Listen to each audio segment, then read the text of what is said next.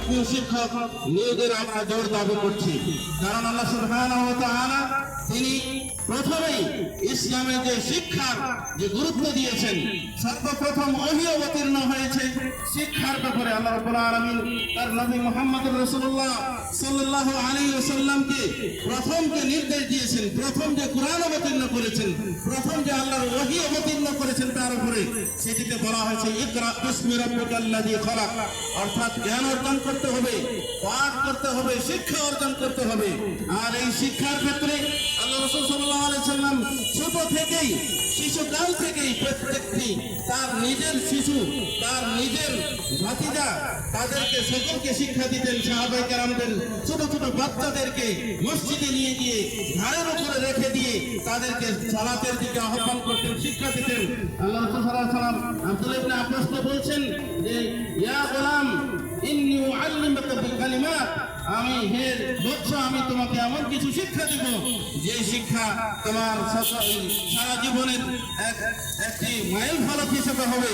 সম্মানিত দিনী ভাই বন্ধুগণ, অতএব প্রাথমিক বিদ্যালয়ে শিশুদেরকে যেই আকীদা এবং বিশ্বাস, যেই মৌলিক নীতিমালাকে শিক্ষা দেওয়ার জন্য অত্যন্ত জরুরি, সেটি হচ্ছে ইসলামী মূল্যবোধ, মানুষের মধ্যে সহানুভূতিতা এবং সহমর্মিতা বোধ, দেশের কল্যাণ সব কিছুতেই যেন তারা অগ্রণী ভূমিকা পালন করে, এগুলি শিক্ষা দেওয়া জরুরি। যে এই যে প্রাথমিক বিদ্যালয় জ্ঞানের শিক্ষক নিয়োগ, এই সরকার একটি প্রজ্ঞাপন জারি করেছে। আমরা এটা মুসলিম হয়ে এই মুসলিম দেশে বসবাস করি, আমাদের শরীরে মুসলিমের রক্ত রয়েছে। এই মুসলিম হয়ে আমরা এটা তীব্র নিন্দা প্রতিবাদ জানাই। বাংলাদেশ সরকার, অন্তর্বর্তীকালীন সরকারের প্রধান উপদেষ্টা ডক্টর ইউনূস সাহেবকে আমরা বলে দিতে চাই, যাতে করে এরকম ন্যাক্কারজনক কাজ বাংলাদেশের এই 95% মুসলিম দেশে যাতে করে এই জ্ঞানের শিক্ষক যাতে করে নিয়োগ না দেওয়া হয়। এর পরবর্তীতে প্রত্যেকটি প্রাথমিক বিদ্যালয়ে ধর্মীয় শিক্ষক যাতে করে অতি বিলম্বে এই ধর্মীয় শিক্ষক নিয়োগ দেওয়া হয়।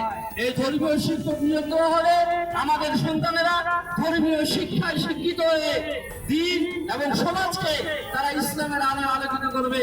যত শিক্ষিত সে যদি তত উন্নত। আসলে বাস্তব বিষয় হলো যে একজন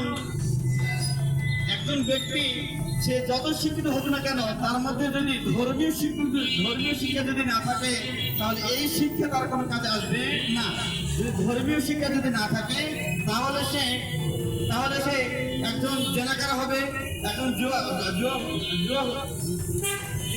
একজন সে মাদকাসক্ত হবে, সে জুয়ায় অভ্যস্ত হবে, অন্যের মেয়েকে ধর্ষণ করবে, সে দেশের সম্পদকে লুণ্ঠন করবে, পাচার করবে।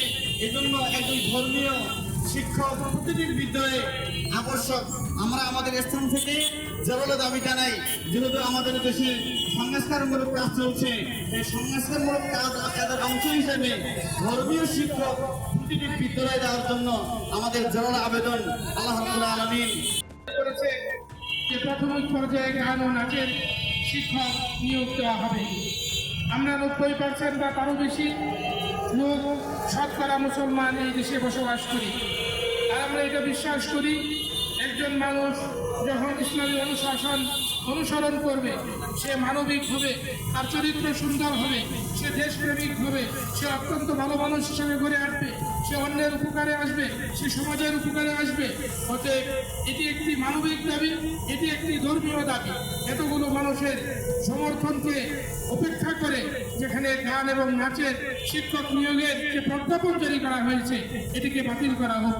বরং এটিকে বাতিল করে সেই জায়গাতে প্রাথমিক বিদ্যালয়ে ধর্মীয় শিক্ষক নিয়োগ দিয়ে আমাদের এই জাতিকে, ভবিষ্যৎ জাতিকে একটি মানবিক, একটি কল্যাণকামী, একটি সুগঠিত, একটি সুপরিকল্পিত, একটি সুন্দর জাতি উপহার দেওয়ার ক্ষেত্রে এই সরকার ভূমিকা রাখবে বলে আমরা আশা করি।